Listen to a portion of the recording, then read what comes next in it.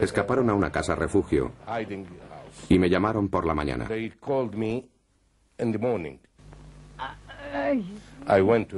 Fui a verles y me encontré con que Saddam estaba herido. No parecía dolerle mucho. La herida no era grave, pero su rostro tenía mal color. Era el más joven del grupo. Con solo 22 años, Saddam se había convertido en uno de los hombres más buscados de Irak. Después del atentado escapó a Tikrit y desde allí se dirigió al desierto disfrazado de beduino. Viajó hasta llegar a otras de las grandes capitales del mundo árabe, El Cairo. Allí aprendería algunas valiosas lecciones sobre el poder mientras planeaba su regreso a Irak.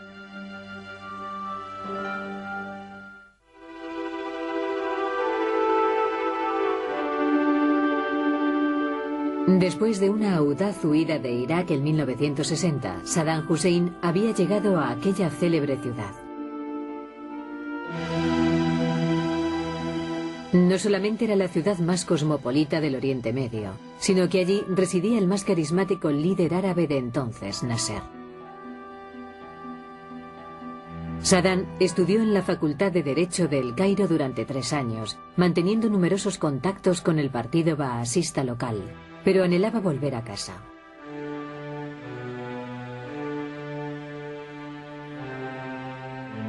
El 11 de febrero de 1963, un golpe de Estado en Bagdad derrocó al general Qasim y llevó al partido Baas al poder. Inmediatamente Saddam se trasladó a Bagdad, donde sirvió al nuevo régimen ejerciendo como matón a las órdenes de dirigentes en la sombra. Ahora que había vuelto a casa, Saddam podría casarse. Su abuela le preparó la boda con su prima Sajida, hija de su tío y mentor Jairala.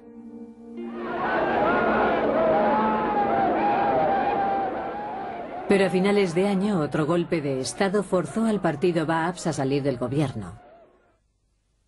En 1964, la dirección baasista reclutó a Saddam para que atentara contra el nuevo presidente de Irak. El plan fue descubierto y se dio orden de captura contra Saddam. Esta vez no quiso escapar y tuvo que ir a prisión. En los 2 años que pasó en la cárcel, Saddam planeó el regreso al poder con sus camaradas y estudió el que sería su modelo de conducta. Leyó libros sobre Hitler y Stalin, la mafia y las dictaduras a lo largo de la historia. Creo que esas lecturas le influyeron muchísimo.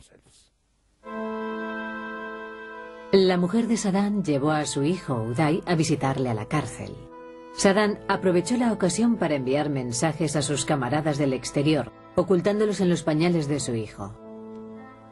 Dentro de la prisión cultivó importantes alianzas con altos dirigentes baasistas, incluyendo un conocido héroe militar que era primo lejano suyo, Ahmed Hassan al-Bakr. En 1966, Saddam y Bakr escaparon de la cárcel con la ayuda de unos guardias. Saddam regresó a Bagdad, donde se convirtió en un conocido activista del movimiento de oposición clandestino. La primera vez que vi a Saddam Hussein fue en una pequeña conferencia del partido, el 19 de noviembre de 1967. Me quedé realmente impresionado por su personalidad. Tenía un gran carisma. Se podía apreciar. Además tenía un gran poder de convicción. Notabas que estabas en presencia de un auténtico líder.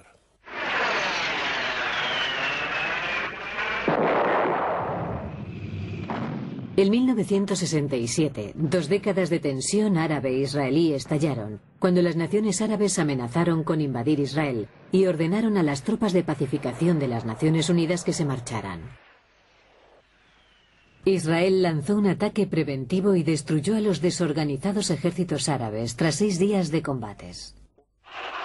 La espectacular derrota debilitó a los gobiernos árabes.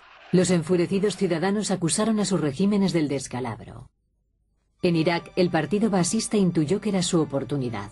El 17 de julio de 1968, Saddam ayudó a un grupo de oficiales descontentos a dar un golpe de Estado que devolvería el poder al partido baasista. Al frente del gobierno estaría su primo al-Bakr. Saddam encontró muy pronto un puesto conveniente en el nuevo régimen. Sería adjunto de al-Bakr y ejercería como jefe de la policía secreta, la Mujabbarat.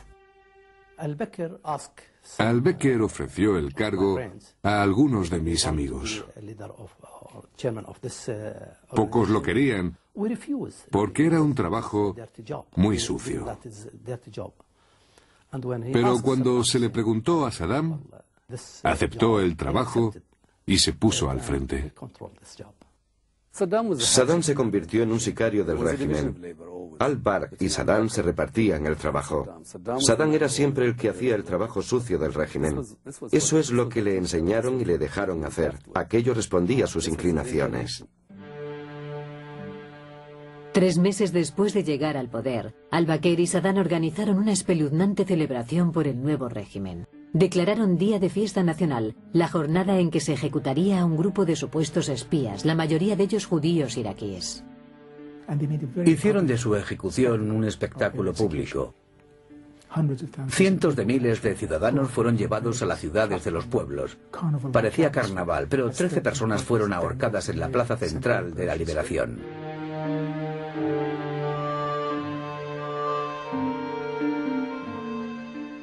Ese espectáculo fue seguido por otros menos dramáticos y más discretos. Se hicieron muy frecuentes los descubrimientos de supuestas conspiraciones. Se delataba a espías sionistas, espías imperiales, agentes norteamericanos. En pocos meses se creó un frente interno. Nadie pensaba que el régimen actuaría contra ellos. No se lo creían incluso a la hora de morir, no podían creerlo. Los eliminaba antes de que supieran lo que estaba pasando.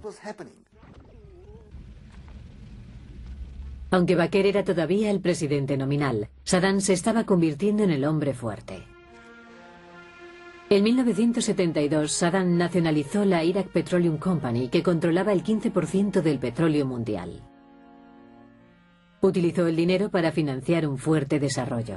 Modernizó los pueblos y las ciudades, y convirtió a Irak en un país del siglo XX.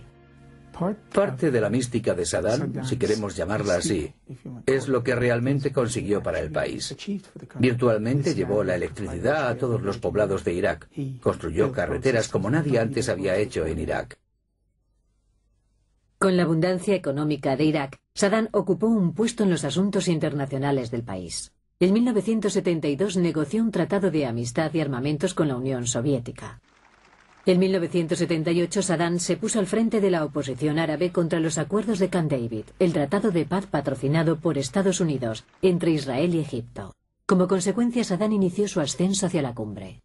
The president of Iraq, Ahmed Hassan al-Bakr, said he was resigning today because of poor health. He handed over power to the military strongman, General Saddam Hussein, who for some time has been regarded as Iraq's real head of government. Saddam consolidó su poder celebrando una extraña reunión 5 días más tarde. Ordenó que la escena fuera inmortalizada por las cámaras.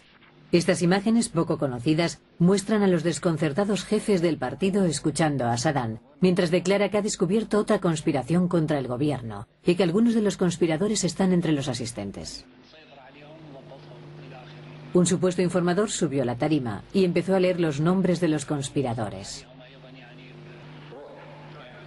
Conforme los iba leyendo, aquellos hombres eran detenidos, uno por la policía secreta. La tensión iba en aumento mientras crecía la lista de los conspiradores. Nadie sabía cuál sería el siguiente nombre.